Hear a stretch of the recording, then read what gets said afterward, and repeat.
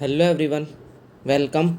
Now we will study the subject recent advances of DRT part second. Recent advances में अपना topic चल रहा था MRI, magnetic resonance imaging. That means एक ऐसी प्रकार की इमेजिंग, एक ऐसा प्रकार का डायग्नोस्टिक प्रोसेस जिसके अंदर हम magnetic field, magnetic lines of force की सहायता से डायग्नोसिस करते हैं।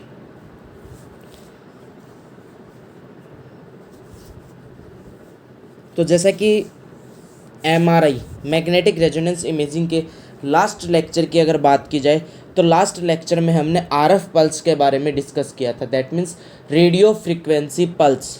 सबसे पहले बात करते हैं अपन रेडियो फ्रिक्वेंसी। दैट मीन्स जो आप एक्सटर्नल मैग्नेटिक फील्ड लगाते हो ह्यूमन बॉडी पे या फिर जिस भी बॉडी पार्ट का आप डायग्नोसिस कर रहे हो उस पर जो भी आप एक्सटर्नल मैग्नेटिक फील्ड लगाते हो उसकी जो फ्रीक्वेंसी होती है वही क्या कहलाती है? रेडियो फ्रीक्वेंसी कहलाती है। अब अगर यहाँ पे अपन रेडियो फ्रीक्वेंसी पल्स की बात कर रहे हैं तो दो प्रकार के रेडियो फ्रीक्वेंसी पल्स होती है आपकी, एक 180 डिग्री और एक होता है 90 डिग्री RF पल्स। जैसा कि दोनों के नाम से समझ में आता है आपका, यहाँ पे जो 180 डिग्री RF पल्स होती है उसके पास में एक्सटर्नल मैग्नेटिक फील्ड की टोटल एनर्जी होती है और ये क्या करता है कि जितने भी प्रोटॉन्स होते हैं, ठीक है, चाहे वो 100 हों या फिर 200 हों, जितने भी प्रोटॉन्स हैं उन सबको लोअर एनर्जी स्टेट से सीधा हाइयर एनर्जी स्टेट में रिटर्न कर देता है या फिर टर्न कर देता है या फिर उनको ओरिएंट कर देता है। बट 90 डिग्री जो होता है या फिर जो 90 डिग्री RF पल्स होती है वो क्या करती है? केवल आधे प्रोटॉन्स को ही स्पिन कर पाती है। दैट मीन्स आधे प्रोटॉन्स को ही वो लोअर एनर्जी स्टेट से हाइयर एनर्जी स्टेट के अंदर रिटर्न कर पाती है। दूसरा जो 90 डिग्री RF पल्स होती है उसके पास कंपैरिजन अगर अपन करें 180 डिग्री RF पल्स से तो एनर्जी कितनी होगी? हाफ होगी। दूसरा जब ये ओरिएंट करते हैं किसी भी प्रोटॉन के स्पिन को तो जो 180 डिग्री RF पल्स होती है वो 180 डिग्री के एंगल से करती है और जो 90 डिग्री RF पल्स होती है वो 90 डिग्री के एंगल से करती है। तो ये तो बात थी अपनी किसकी? RF पल्स की। इसके बाद में हमने बात की थी FID,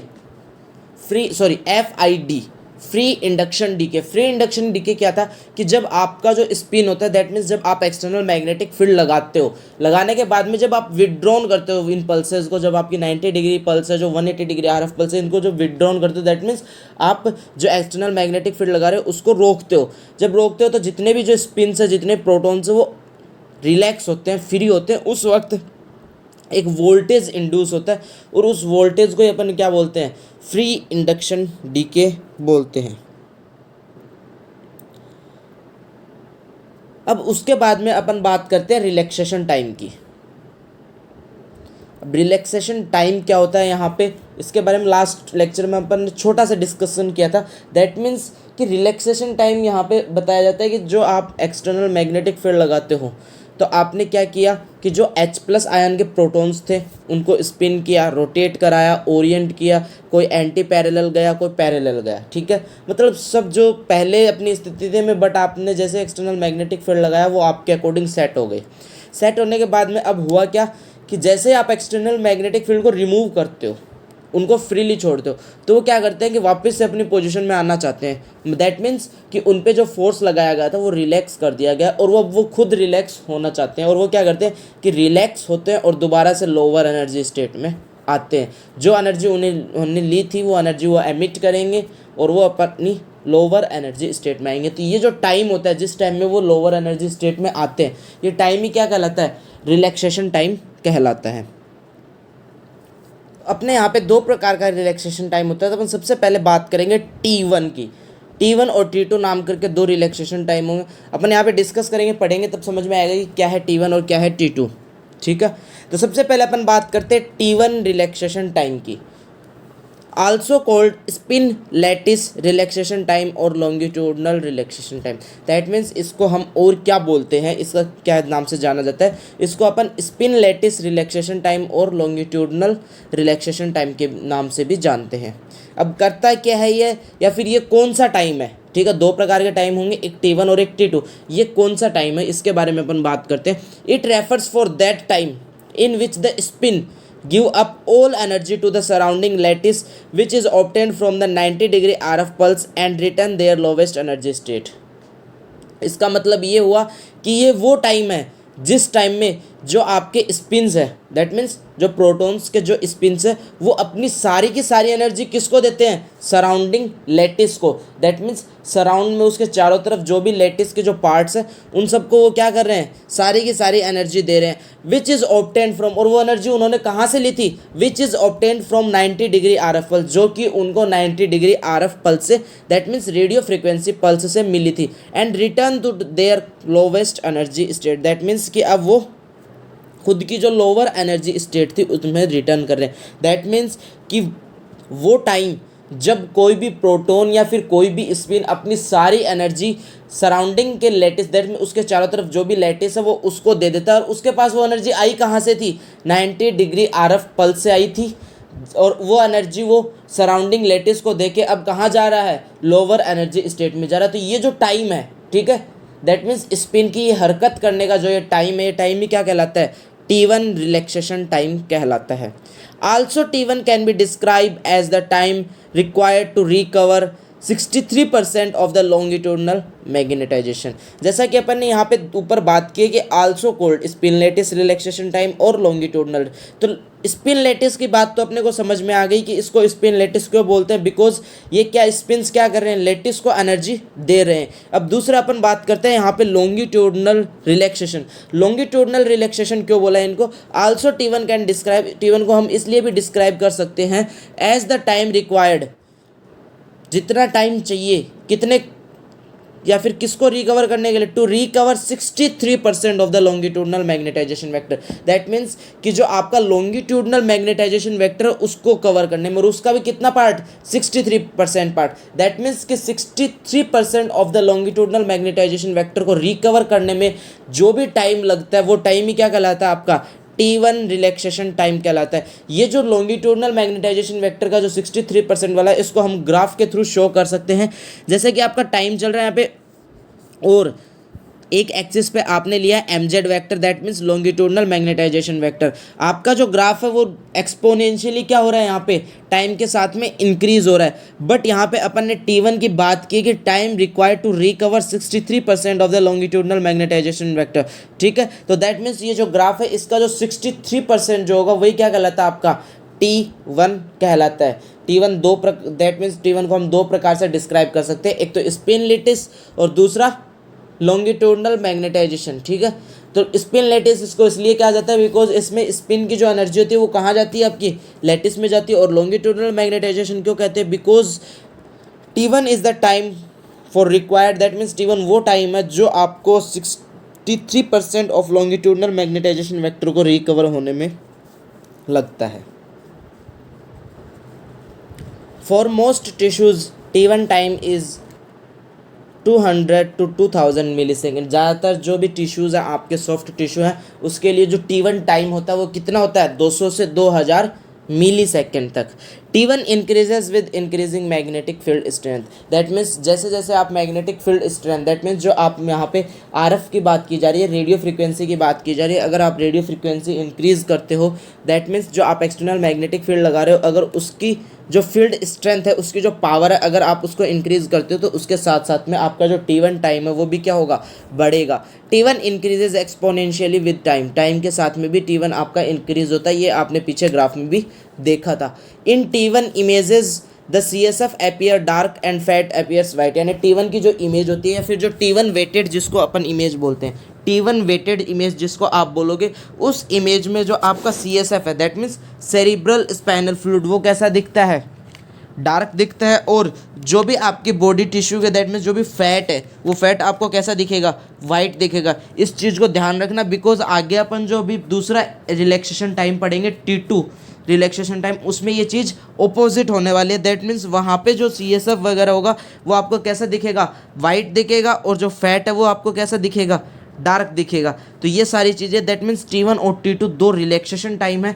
T1 रिलैक्सेशन टाइम क्या था कि जब आपका जो भी 90 डिग्री RF पल्स से किसी भी स्पिन को एनर्जी मिली और वो स्पिन क्या कर रहा है कि सारी की सारी एनर्जी लैटिस को दे रहा है और खुद लोअर एनर्जी स्टेट में जा रहा है, तो ये जो टाइम है ये क्या कहलाता है, T1 टाइम कहलाता है। या फिर अगर दूसरे वर्ड्स में अपन बात करें to recover 63% of the longitudinal magnetization vector, that means कि जो आपका लॉन्गिट्यूडनल मैग्नेटाइजेशन वेक्टर है उसको रिकवर होने में, दैट मीन्स उसके 63% रिकवर होने में जो भी टाइम लगता है वो टाइम क्या कहलाता है, आपका T1 टाइम कहलाता है। फॉर मोस्टली जो टिश्यूज़ होते हैं उनके लिए जो T1 टाइम होता है वो कितना होता है, 200 से 2000 मिली सेकेंड तक। दूसरी बात, जो आपका T1 है वो एक्सपोनेंशियली टाइम के साथ इंक्रीज होता है, और जैसे जैसे आप एक्सटर्नल मैग्नेटिक फील्ड की जो फील्ड स्ट्रेंथ होती है, दैट मीन्स उसकी जो पावर होती है, अगर वो आप बढ़ाते हो तो उसके साथ में भी जो T1 होता है वो आपको बढ़ता हुआ मिलता है। और T1 के अंदर, दैट मीन्स जो T1 वेटेड इमेज होगी वहाँ पे आपको CSF cerebro spinal fluid dark appear होगा, और जो फैट है वो कैसा अपीयर होगा, वाइट अपीयर होगा।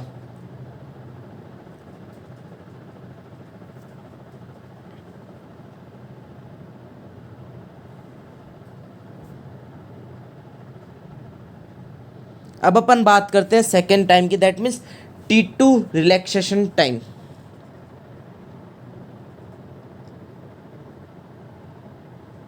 Also called spin relaxation time. इसको कौन सा रिलैक्सेशन टाइम कहा जाता है, स्पिन रिलैक्सेशन टाइम कहा जाता है। T2 is the time required to reduce the transverse magnetization vector to 37% of the peak value। इस लाइन को समझना, T2 वो टाइम है जब, या फिर जो आपका ट्रांसवर्स मैग्नेटाइजेशन वेक्टर उसके 37% को रिड्यूस करना, कम करना पीक वैल्यू से। जो भी आपके ट्रांसवर्स मैग्नेटाइजेशन वेक्टर की पीक वैल्यू है उसमें से उसका 37% कम करने में जो टाइम लगेगा आपको, वो टाइम क्या कहलाता है, T2 टाइम कहलाता है, या फिर T2 रिलैक्सेशन टाइम कहलाता है। When RF is applied, all these spinning protons are in phase। That means कि जब आप रेडियो फ्रीक्वेंसी जो आपकी पल्स है वो जब अप्लाई करते हो इन स्पिनिंग प्रोटॉन्स पे, तो ये सब किस में रहते हैं, इन फेज में रहते हैं। इन फेज और आउट फेज क्या होता है, ये अभी जस्ट आप इस स्लाइड के बाद में नेक्स्ट स्लाइड में डायग्राम के थ्रू समझोगे। दो चीज़ें होती हैं, एक होती है आपकी इन फेज और एक होती है आउट फेज। इन्होंने कहा है कि व्हेन RF इज अप्लाइड, जब आप RF अप्लाई कर देते हो, अप्लाई करने के बाद में सारे स्पिनिंग प्रोटॉन किस में रहते हैं, इन फेज में रहते हैं। दैट मीन्स कि उनकी जो प्रॉपर्टीज़ होती हैं वो सारे के सारे सेम हो जाती है। दैट मीन्स वो सारे के सारे एक साथ रोटेट करते हैं। तो अगर उनका अपन ग्राफ बनाते हैं वहाँ पे अलग अलग दो प्रोटॉन्स का, तो वो ग्राफ क्या आता है, सेम आता है वहाँ पे। ये तो कंडीशन होती है इन फेज की। दूसरी कंडीशन होती है आउट फेज की। आउट फेज की कंडीशन कब मिलती है आपको, जब उन पे कोई भी external radio frequency pulse apply नहीं होती है, तब वो क्या करते हैं कि अपनी मस्ती में, दैट मीन्स जिस तरीके से वो रैंडमली मोशन कर रहे थे वो रैंडमली मोशन करेंगे, तो उस वक्त जो ग्राफ होगा उन दोनों का वो अलग अलग आएगा। तो वो जो अलग अलग ग्राफ आएगा, इस वजह से वहाँ पे वो जो फेज की कंडीशन होगी वो कौन सी होगी, उनकी आउट फेज की कंडीशन होगी। दैट मीन्स इन फेज के अंदर इनका ग्राफ सेम होता है और आउट फेज में इनका ग्राफ डिफरेंट होता है।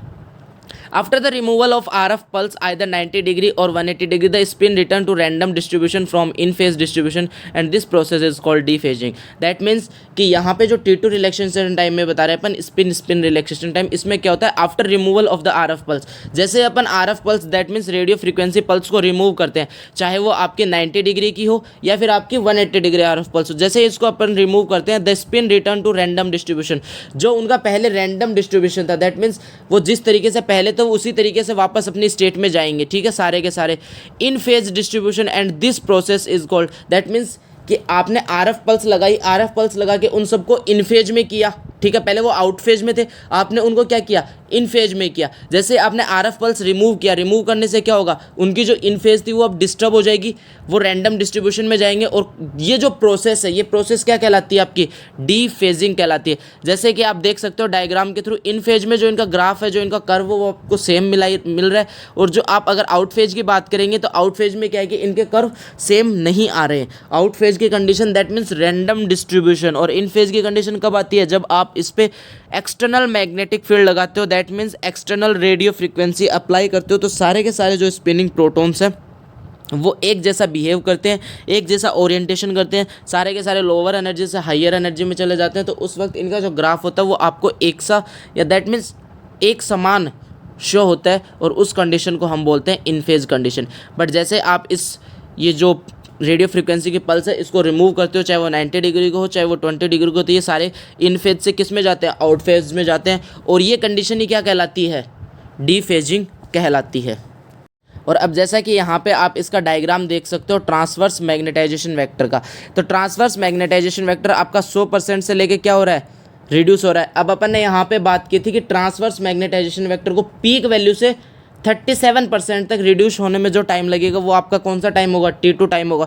तो यहाँ पे जो आपका ट्रांसवर्स मैग्नेटाइजेशन वेक्टर था वो 100% से जब 37% पे आता है, तो 37% पे जो आपको टाइम की वैल्यू मिलेगी, दैट मीन्स जितना टाइम हो चुका होगा वो टाइम क्या कहलाएगा, आपका T2 टाइम कहलाएगा।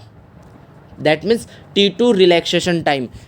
T2 रिलैक्सेशन टाइम वो टाइम है जो आपका that means transverse magnetization vector की पीक वैल्यू से उसको 37% कम होने में जो टाइम लगता है वो क्या कहलाता है, T2 रिलैक्सेशन टाइम कहलाता है।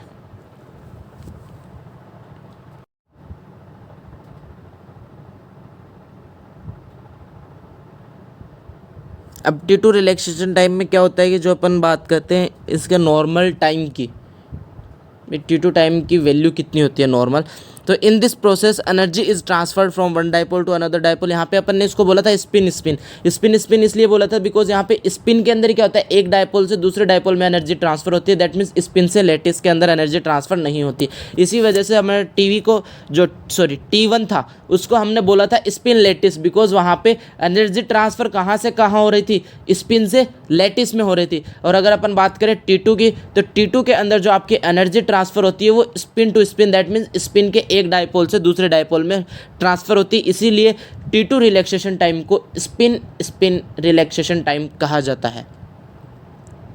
T2 time is about 50 to 350 millisecond, that means कि जो T2 टाइम है, T2 रिलैक्सेशन टाइम है वो कितना होता है, लगभग 50 से 350 मिली सेकेंड तक। अब जैसा कि मैंने आपको बताया था कि T1 में आपका CSF कैसा दिखता है, आपको डार्क दिखता है, और T2 में कैसा दिखता है, CSF आपको ब्राइट और वाइट दिखेगा।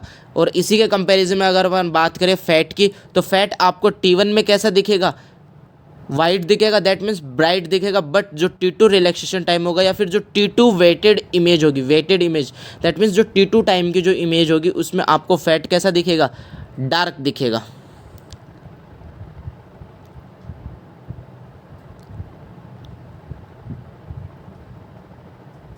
तो ये तो बात हुई अपनी MRI के दो रिलैक्सेशन टाइम की, जो कि बहुत ज़्यादा इंपॉर्टेंट है, दैट मीन्स इमेजिंग के अंदर यहाँ पे इनका इंपॉर्टेंस है।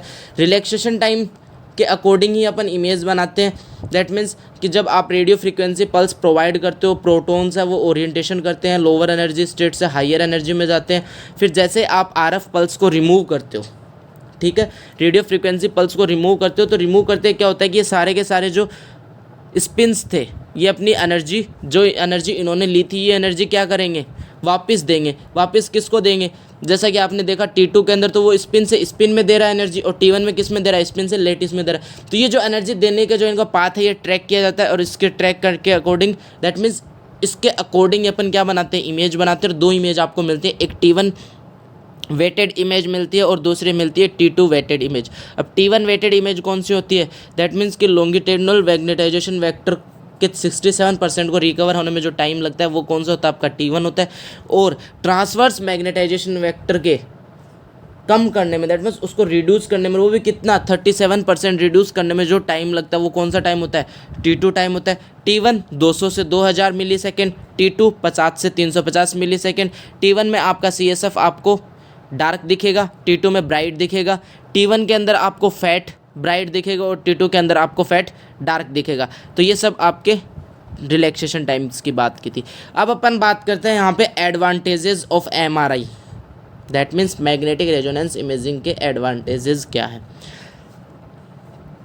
एडवांटेजेस यहाँ पे ये है, सबसे मेन एडवांटेज MRI का क्या है, MRI और जो अपनी अल्ट्रासोनोग्राफी होती है, इन दोनों का एक मेन एडवांटेज होता है जो कि बाकियों में आपको नहीं देखने को मिलता, बिकॉज यहाँ पे आयोनाइजिंग रेडिएशन काम में नहीं लेते अपन। दैट मीन्स कि ये ह्यूमन बॉडी के लिए बायोलॉजिकली हार्मफुल नहीं है। इस प्रोसेस को आप 4 बार भी कर सकते हो, 5 बार भी कर सकते हो, 6 बार भी कर सकते हो, कोई वो नहीं है, लिमिट नहीं है, डोज लिमिट नहीं है, बिकॉज यहाँ पे आयोनाइजिंग रेडिएशंस नहीं होती हैं। ये प्रोसीजर ह्यूमन बॉडी के लिए हार्मफुल नहीं होता है, ठीक है। तो MRI does not using ionizing radiation and therefore does not cause any radio biological effect. That means MRI के अंदर कोई भी आयोनाइजिंग रेडिएशन यूज़ नहीं होती है। इस वजह से ये जो प्रोसीजर है इसके कारण कोई भी रेडियो बायोलॉजिकल इफेक्ट देखने को नहीं मिलता है। MRI provides better soft tissue contrast as compare to the CT। अगर अपन बात करें कंपेरिजन टू द CT, तो CT के कंपेयर में MRI में सॉफ्ट टिश्यू की जो इमेज है वो आपको बहुत अच्छी मिलती है। दैट मीन्स सॉफ्ट टिश्यू का कॉन्ट्रास्ट जो होता है वो बहुत अच्छा मिलता है यहाँ पे। MRI is able to obtain direct transverse sagittal coronal oblique images, whereas in CT only transverse and axial images are formed and other images are reconstructed. That means अगर अपन कंपैरिजन करेंगे कहाँ पे CT से, बिकॉज जो अपना radiology department है उसके अंदर MRI से जो नीचे जो आपके एडवांटेजेस प्रोसेस आता है वो CT आता है। तो अगर अपन CT से कंपेयर करें तो CT के अंदर अपने को क्या है कि अपन डायरेक्ट केवल ट्रांसवर्स और एक्सियल इमेज निकाल सकते हैं। बाकी की जो भी आपकी कोरोनल सोजाइटल हो गई वो आपको रिकंस्ट्रक्ट करनी पड़ती है। दैट मीन्स कंप्यूटर सॉफ्टवेयर उनको रिकंस्ट्रक्ट करता है, बट ऐसा MRI में नहीं है। MRI की इतनी एबिलिटी है कि ये क्या कर सकती है, डायरेक्ट आपके ट्रांसवर्स, कोरोनल, सेजाइटल और ओब्लिक इमेजेस आप इसके थ्रू ले सकते हो। It does not produce bone और air artifact. That means MRI के अंदर बोन और एयर आर्टिफैक्ट नहीं हो सकता। क्यों नहीं हो सकता यहाँ पे, बिकॉज MRI के थ्रू अपन बोन की इमेज तो ले ही नहीं सकते। क्यों नहीं ले सकते, बिकॉज MRI में हमने क्या पढ़ा कि ये किसके थ्रू चलता है, प्रोटॉन्स H+, H2 और H2O किस में होगा, आपका सॉफ्ट टिश्यू में होगा, लिक्विड में होगा। बोन के अंदर आपको H2O नहीं मिलने वाला, तो इस वजह से बोन की इमेज लेनी बहुत दैट मीन्स इम्पॉसिबल होती है यहाँ पे। It is possible to make an MR image of suspicious lesion और tumour by putting cursor on that lesion. That means किसी भी ट्यूमर या फिर किसी भी मास लीजन की अगर आपको इमेज लेनी है MRI में तो आप उसके ऊपर कर्सर, दैट मीन्स उस स्पेशल की भी आप अच्छे से इमेज ले सकते हो। ये MRI के एडवांटेजेस है। अब अपन बात करते हैं MRI के डिसएडवांटेजेस की। तो MRI के डिसएडवांटेजेस क्या होंगे, MRI is time consuming as compare to the CT। अगर अपन बात करें कंपेयर टू द CT तो ये बहुत ज़्यादा टाइम कंज्यूमिंग प्रोसेसर है। यहाँ पे टाइम बहुत ज़्यादा लगता है, बिकॉज पहले सारे के सारे जितने भी प्रोटॉन्स हैं उनको क्या करना, एनर्जाइज्ड करना, लोअर एनर्जी स्टेट से उनको हायर एनर्जी स्टेट में भेजना। उसके बाद में आप जैसे RF पल्स को रिमूव करोगे, रिमूव करने के बाद में वो अपनी स्टेट में वापस आएंगे, तो वो अपने अकॉर्डिंग आएंगे, ठीक है। ये नहीं है कि आप उनसे जल्दी से एनर्जी लेके आप उनको हायर एनर्जी स्टेट से दोबारा लोअर एनर्जी स्टेट में ले आओ, और वहाँ पे जो टाइम लगेगा वो टाइम लगेगा। दैट मीन्स कि ये टाइम कंज्यूमिंग प्रोसीजर होता है एक। Equipment and setup cost is high, और इसका जो इक्विपमेंट होता है और सेटअप जो कॉस्ट होता है वो बहुत हाई होता है। इसी वजह से जो MRI होती है या फिर जो मैग्नेटिक रेजोनेंस इमेजिंग होती है वो अगर आप इंडिविजुअल किसी पर्सन की भी बात करो तो उसको बहुत ज़्यादा एक्सपेंसिव होती है। बिकॉज अपन नॉर्मली बात करें जो आपके CT के प्रोसीजर है वो इतने महंगे नहीं होते जितने कि आपके MRI के होते हैं। MRI के ऑब्वियस सी बात है इसीलिए महंगे होंगे बिकॉज जो आपकी मशीन्स है वो महंगी आ रही हैं। आगे से अगर इन्वेस्टमेंट महंगा होगा तो जो MRI करा रहा है उसके लिए वो महंगी ही पड़ेंगी। इसलिए MRI की ये सबसे बड़ा डिसएडवांटेज है कि MRI हर कोई जल्दी से करा नहीं सकता बिकॉज इसकी कॉस्ट बहुत ज़्यादा होती है। Inability to demonstrate dense bone details और कैल्सिफिकेशन, और इसका डिसएडवांटेज ये है कि अपन बोन की जो डिटेल्स होती है वो यहाँ पे नहीं ले सकते अच्छे से, बिकॉज ये प्रोटॉन्स के थ्रू चलता है। वाटर, दैट मीन्स अपन की जो इसका प्रिंसिपल था NMR, nuclear magnetic resonance, H+ ion के प्रोटॉन्स और नंबर ऑफ प्रोटॉन्स, वैसा कुछ अपने को बोन में मिलने वाला है नहीं। इस वजह से वहाँ से उसकी इमेज अपन नहीं बना सकते। Sometimes patient are unable to tolerate MRI scanning because of horrible sound of MRI। That means कि कई बार अब जो पेशेंट्स होते हैं वो MR scanning, that means magnetic resonance scanning को टॉलरेट नहीं कर सकते, झेल नहीं सकते। क्यों नहीं झेल सकते, बिकॉज इसकी मशीन में क्या होता है कि स्पेस बहुत कम होता है और यहाँ पे जो साउंड्स आती हैं, दैट मीन्स जो RF कोयल यहाँ पे होती हैं जो कि RF पल्स प्रोड्यूस कर रही हैं, उनकी जो कोयल्स होती हैं वो बहुत ज़्यादा हॉरिबल साउंड, दैट मीन्स डरावना साउंड प्रोड्यूस करती हैं, जिसके कारण कई बार पेशेंट्स डर जाते हैं और वो प्रोसीजर नहीं करा पाते हैं। Motion unsharpness is high as compare to the CT. अगर अपन बात करें कंपेयर टू द सिटी तो यहाँ पे मोशन अनशार्पनेस ज़्यादा होती है। पेशेंट अगर थोड़ा सा भी मूव कर जाता है तो मोशन आर्टिफैक्ट आपको देखने को मिलता है, बट ऐसा सिटी में नहीं होता है। सिटी में मोशन आर्टिफैक्ट कम देखने को मिलता है। जो आपकी most advantages city helical city और जो आपकी मल्टी स्लाइस सिटी है वहाँ पर मोशन अनशार्पनेस बहुत कम होता है। एक चीज़ और यहाँ पे इम्पोर्टेंट होती है जो कि अपन ने नोट लगा के यहाँ पे लिखी है, वो चीज़ ये है कि जब अपन ने सिटी डिस्कस की थी तो सिटी में हमने ये चीज़ डिस्कस की थी कि जो भी ट्रॉमा के जो केसेस होते हैं अपन उनको डायरेक्टली किसके थ्रू हैंडल करते हैं, सिटी के थ्रू हैंडल करते हैं। बट बिकॉज सिटी के अंदर सॉफ्ट टिश्यू की इमेज भी आ जाती है, बोन की भी इमेज आ जाती है और आप होल बॉडी की स्कैनिंग एक साथ कर सकते हो ताकि आपको पता चल जाए कि कहाँ पे बोन फ्रैक्चर है, कौन सा टिश्यू, वो सारी चीज़ें आप पता कर सकते हो विद इन सम मिनट्स, कुछ मिनटों में।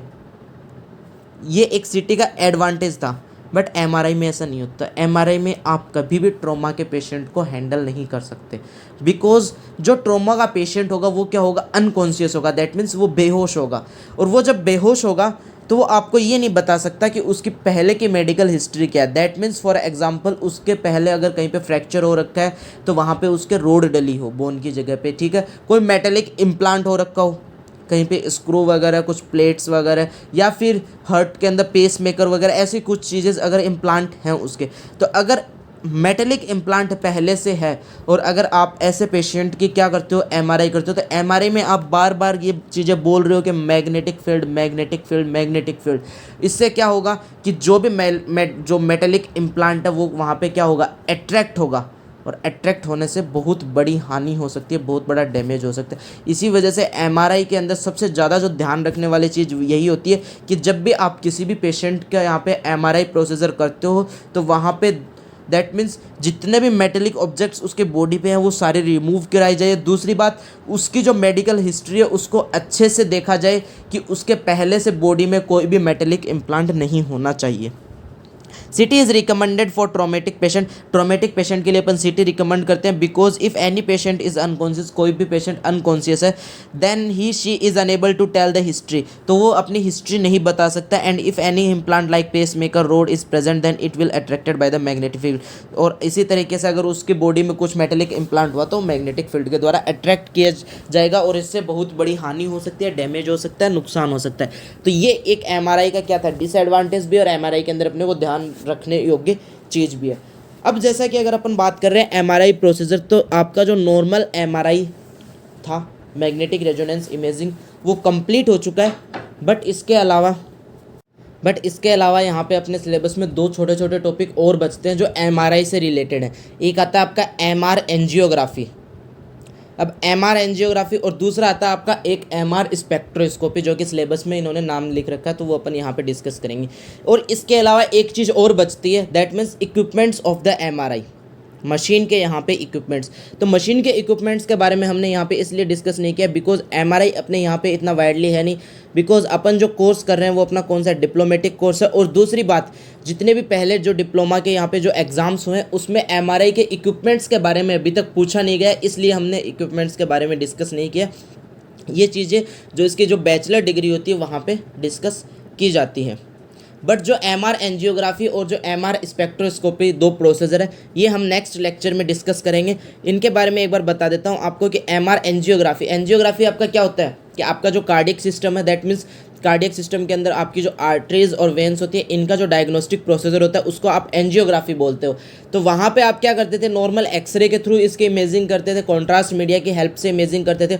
यहाँ पे क्या होगा, आपके पास कॉन्ट्रास्ट मीडिया भी होगा बट यहाँ पे एक्सरेज नहीं होंगे। आप किसकी सहायता से करोगे, magnetic resonance, that means magnetic lines of force और मैग्नेटिक फील्ड की सहायता से जो भी आप प्रोसीजर करोगे वो आपका कौन सा होगा, एमआर एंजियोग्राफी होगा। दूसरा होता है एमआर स्पेक्ट्रोस्कोपी, दैट मीन्स कि अपने ब्रेन के अंदर कुछ बायोन्यूक्लियोइड्स पाए जाते हैं, उनके बारे में अपने को यहाँ पे स्टडी करनी होती है। अपन वो भी किसकी सहायता से करते हैं, MR, that means magnetic resonance की सहायता से करते हैं। तो वो प्रोसीजर आपका कहलाता है एमआर स्पेक्ट्रोस्कोपी। ये दो इंपॉर्टेंट छोटे छोटे प्रोसीजर और बचे जो कि हम नेक्स्ट लेक्चर के अंदर डिस्कस करके फिर एमआरआई को अपन कंप्लीट करेंगे। Thank you.